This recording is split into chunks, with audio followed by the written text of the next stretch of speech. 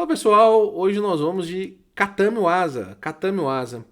E aqui no Katami, por exemplo, acho que vai ter umas duas ou três palavrinhas que vão abrir os horizontes de vocês. Que são palavras muito comuns que às vezes a gente nem sabe a tradução, né? E a gente acha que é uma coisa, mas aqui eu vou apresentar para vocês uma visão mais aprofundada de alguns termos. Vamos direto para eles? Vamos embora. Termos de Katami Waza. Quando entramos agora nos termos de luta de solo, do New Asa, Katami, a gente já sabe que é do Gatami, né? Que é do domínio, do prender, né? E já com a nossa base de nomenclatura mais esclarecida, vemos que dois termos vão se tornar recorrentes. Gatami, o mesmo Katami aqui do Katami Asa, e que usa exatamente a mesma regra de Koshi, Goshi, né? A gente já sabe. E o termo Jime, que também tem uma inflexão diferente, né? Quando está no meio do termo composto, ele é Jime, mas no início da palavra ele é Shime, ok? Shime, Shime e Jime, ok? Gatami é o domínio, o controle e a detenção, tá? Ele transmite melhor esse último conceito, tá? Pois não está ligado ao imóvel, mas sim à ação do Tori de tentar exercer controle, mas também reflete a não passividade por parte do Ki, tá? Então o Gatami é basicamente como se o Gatami só existisse se o cara tá tentando sair. Se o cara tá tentando se desvencilhar.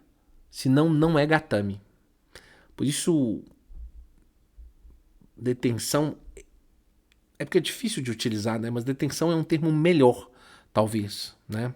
Porque domínio, controle dá uma sensação de que o cara tá ali dominado, controlado, que ele não tá fazendo mais nada, entendeu? Não é exatamente isso, ok? O Jime, ou Shime, né? O Jime já é um termo mais direto, né? É o ato de apertar, literalmente, puramente. Exercer a pressão sobre alguma coisa. No caso do judô, sobre o pescoço, né? É que a gente está vendo um negócio aqui que você fala, pô, mas esse mongezinho aí, sensei, que tá vestindo uma casaia, que é uma vestimenta monástica. Eu vou lá já falar que, bom, já vou aqui para os termos, né, das formas de controle, e já primeiro já é o Kesa. Kesa é muito usado no judô e é de muito difícil tradução. Muita gente traduz como cachecol, tá? E é muito comum você achar essa tradução pro inglês, do japonês pro inglês, para cachecol, ok? Mas, assim, traduzir significa você tentar dar sentido àquilo na sua língua também, tá? Isso é um ponto complicado da tradução.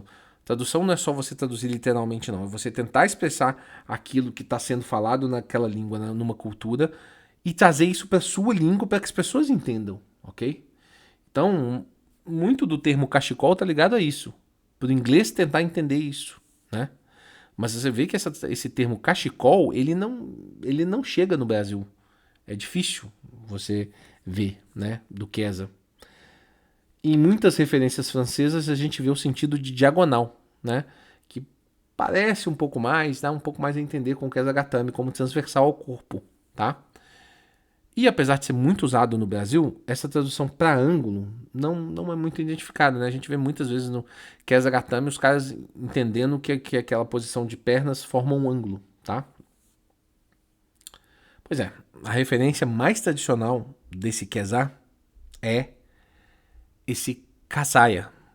O kanji é muito parecido, que é esse traje budista dos monges, que é esse manto que cobre apenas um dos ombros e passa diretamente, né? Por mais indireta que possa parecer, muitos estudiosos, historiadores do judô acreditam que o termo da técnica vem disso porque também reflete a maneira dos monges se sentar muitas vezes, tá?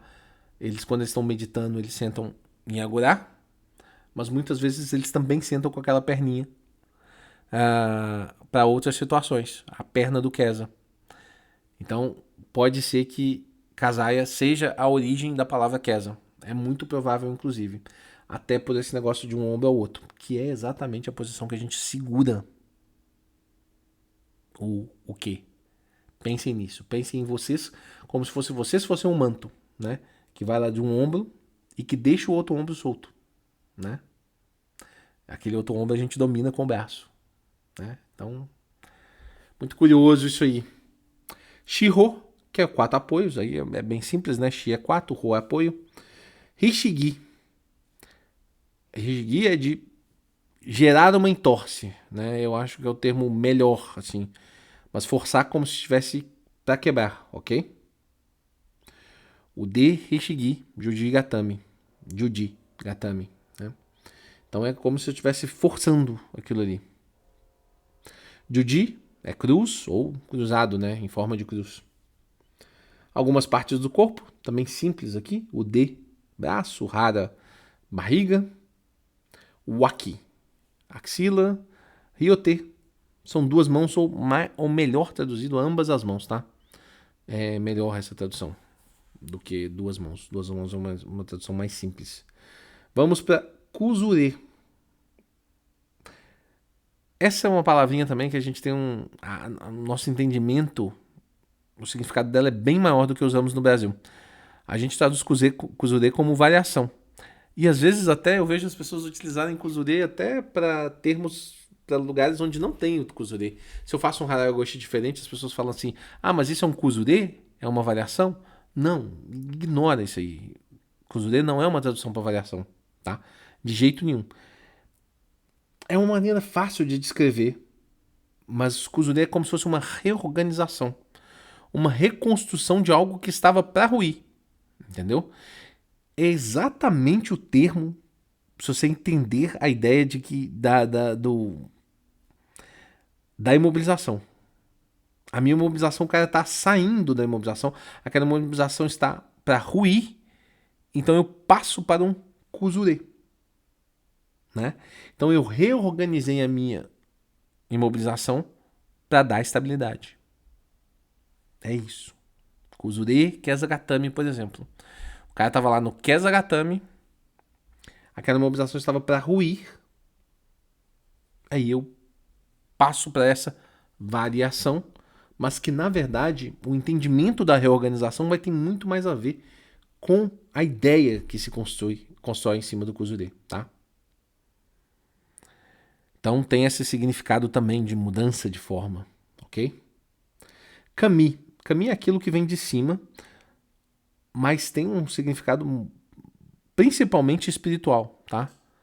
Porque um kami no shintoísmo é um espírito mais evoluído, ok? Então, Sankaku, 3, Sankaku, ângulo.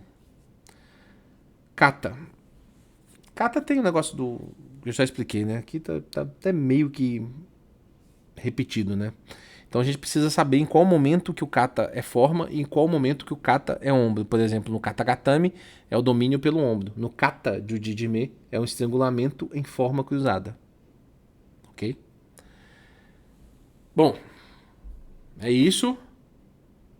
Estamos avançando aqui em passos rápidos ao conhecimento dentro do judô.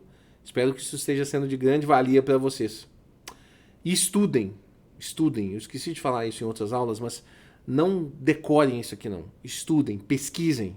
Só assim vocês vão ficar melhores de judô e entender o conhecimento do judô. Lembra do que a gente falou mais cedo, judô é propósito, do é propósito. Então achem o de vocês. Forte abraço. Tamo junto.